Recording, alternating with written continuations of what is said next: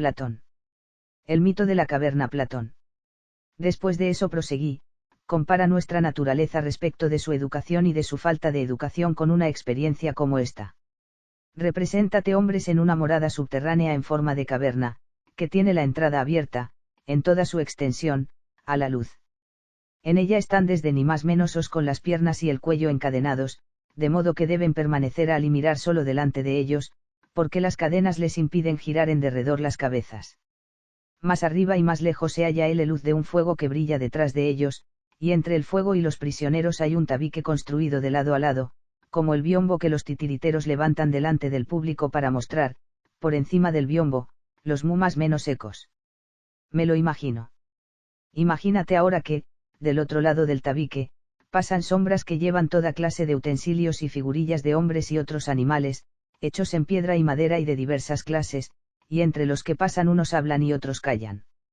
Extraña comparación haces, y extraños son esos prisioneros. Pero son como nosotros. Pues en primer lugar, crees que han visto de sí mismos, o unos de los otros, otra cosa que las sombras proyectadas por el fuego en la parte de la caverna que tienen frente a sí. Claro que no, si toda su vida están forzados a no mover las cabezas. Y no sucede lo mismo con los objetos que llevan los que pasan del otro del tabique. Indudablemente. Pues entonces, si dialogaran entre sí, ¿no te parece que entenderían estar nombrando a los objetos que pasan y que ellos ven? Necesariamente. Y si la prisión contara con un eco desde la pared que tienen frente a sí, y alguno de los que pasan del otro lado del tabique hablara, ¿no piensas que creerían que lo que oyen proviene de la sombra que pasa delante de ellos? Por Zeus que sí. Y que los prisioneros no tendrían por real otra cosa que las sombras de los objetos artificiales transportados. Es de toda necesidad. Examina ahora el caso de una liberación de sus cadenas y de una curación de su ignorancia. ¿Qué pasaría si naturalmente les ocurriese esto, que uno de ellos fuera liberado y forzado a levantarse de repente, volver el cuello y marchar mirando a la luz y, al hacer todo esto, sufriera y a causa del encandilamiento fuera incapaz de percibir aquellas cosas cuyas sombras había visto antes? ¿Qué piensas que respondería si se le dijese que lo que había visto antes eran fruslerías y que ahora en cambio, está más próximo a lo real, vuelto hacia cosas más reales y que mira correctamente? ¿Y si se le mostrara cada uno de los objetos que pasan del otro lado del tabique y se le obligara a contestar preguntas sobre lo que son, no piensas que se sentiría en dificultades y que considerará que las cosas que antes veía eran más verdaderas que las que se le muestran ahora? Mucho más verdaderas. Y si se le forzara a mirar hacia la luz misma, no le dolerían los ojos y trataría de eludirla, volviéndose hacia aquellas cosas que podía percibir, por considerar que éstas son realmente más claras que las que se le muestran. Así es. Y si a la fuerza se lo arrastrara por una escarpada y empinada cuesta, sin soltarlo antes de llegar hasta la luz del sol, ¿no sufriría acaso y se irritaría por ser arrastrado y, tras llegar a la luz, tendría los ojos llenos de fulgores que le impedieran ver uno solo de los objetos que ahora decimos que son los verdaderos? Por cierto, al menos inmediatamente. Necesitaría acostumbrarse, para poder llegar a mirar las cosas de arriba. En primer lugar miraría con mayor facilidad las sombras, y después las figuras de los hombres y de los otros objetos reflejados en el agua, luego los hombres y los objetos mismos. A continuación contemplaría de noche lo que hay en el cielo y el cielo mismo, mirando la luz de los astros y la luna más fácilmente que, durante el día, el sol y la luz del sol. Sin duda. Finalmente, pienso, podría percibir el sol, no ya en imágenes en el agua o en otros lugares que le son extraños, sino contemplarlo como es en sí y por sí, en su propio ámbito. Necesariamente. Después de lo cual concluiría, con respecto al sol, que es lo que produce las estaciones y los años y que gobierna todo en el ámbito visible y que de algún modo es causa de las cosas que ellos habían visto. Es evidente que, después de todo esto, arribaría a tales conclusiones. Y si se acordara de su primera morada, del tipo de sabiduría existente allí y de sus entonces compañeros de cautiverio, ¿no piensas que se sentiría feliz del cambio y que los compadecería? Por cierto.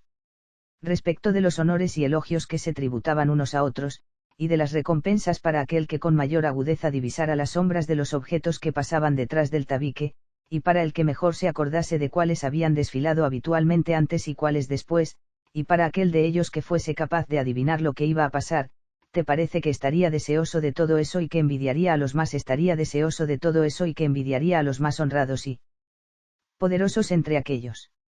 O más bien no le pasaría como al Aquiles de Homero, y preferiría ser un labrador que fuera siervo de un hombre pobre o soportar cualquier otra cosa, antes que volver a su anterior modo de opinar y a aquella vida. Así creo también yo, que padecería cualquier cosa antes que soportar aquella vida. Piensa ahora esto, si descendiera nuevamente y ocupara su propio asiento, no tendría ofuscados los ojos por las tinieblas, al llegar repentinamente del sol. Sin duda. Y si tuviera que discriminar de nuevo aquellas sombras, en ardua competencia con aquellos que han conservado en todo momento las cadenas, y viera confusamente hasta que sus ojos se reacomodaran a ese estado y se acostumbraran en un tiempo nada breve, no se expondría al ridículo y a que se dijera de él que, por haber subido Geisto lo alto, se había estropeado los ojos, y que ni siquiera valdría la pena intentar marchar hacia arriba. Y si intentase desatarlos y conducirlos hacia la luz, no lo mataran, si pudieran tenerlo en sus manos y matarlo. Seguramente. Pues bien, querido Glaucón, debemos aplicar íntegra esta alegoría a lo que anteriormente ha sido dicho, comparando la región que se manifiesta por medio de la vista con la morada prisión, y la luz del fuego que ha en ella con el poder del sol, compara, por otro lado, el ascenso y contemplación de las cosas de arriba con el camino del alma hacia el ámbito inteligible, y no te equivocarás en cuanto a lo que estoy esperando, y qué es lo que deseas oír. Dios sabe si esto es realmente cierto, en todo caso, lo que a mí me parece es que lo que dentro de lo cognoscible se ve al final, y con dificultad, es la idea del bien. Una vez percibida, ha de concluirse que es la causa de todas las cosas rectas y bellas, que en el ámbito visible ha engendrado la luz y al se más menos or de esta, y que en el ámbito inteligible es más menos hora y productora de la verdad y de la inteligencia, y que es necesario tenerla en vista para poder obrar con sabiduría tanto en lo privado como en lo público. Comparto tu pensamiento, en la medida que me es posible. Mira también si lo compartes en esto, no hay que asombrarse de que quienes han llegado allí no estén dispuestos a ocuparse de los asuntos humanos, sino que sus almas aspiran a pasar el tiempo arriba, lo cual es natural, si la alegoría descrita es correcta también en esto. Muy natural. Tampoco sería extraño que, de contemplar las cosas divinas, pasara a las humanas, se comportase desmañadamente y quedara en ridículo por ver de modo confuso y, no acostumbrado aún en forma suficiente a las tinieblas circundantes, se viera forzado, en los tribunales o en cualquier otra parte, a disputar sobre sombras de justicia o sobre las figurillas de las cuales hay sombras, y a reñir sobre esto del modo en que esto es discutido por quienes jamás han visto la justicia en sí.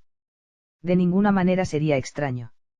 Pero si alguien tiene sentido común, recuerda que los ojos pueden ver confusamente por dos tipos de perturbaciones, uno al trasladarse de la luz a la tiniebla, y otro de la tiniebla a la luz, y al considerar que esto es lo que le sucede al alma, en lugar de reírse irracionalmente cuando la ve perturbada e incapacitada de mirar algo, habrá de examinar cuál de los dos casos es, si es que al salir de una vida luminosa ve confusamente por falta de hábito, o si, viniendo de una mayor ignorancia hacia lo más luminoso, es obnubilada por el resplandor.